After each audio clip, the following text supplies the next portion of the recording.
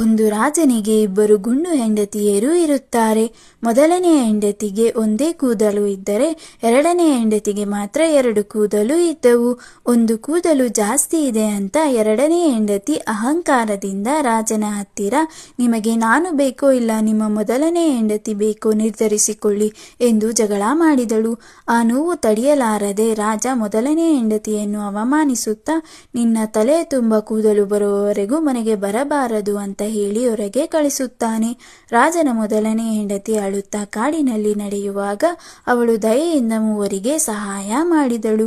ದಾರಿಯಲ್ಲಿ ಹೊಡೆದಿರುವ ಇರುವೆಯ ಹುತ್ತವನ್ನು ಸರಿಪಡಿಸಿ ಇರುವೆಗಳಿಗೆ ಸ್ವಲ್ಪ ಸಕ್ಕರೆಯನ್ನು ಹಾಕಿದಳು.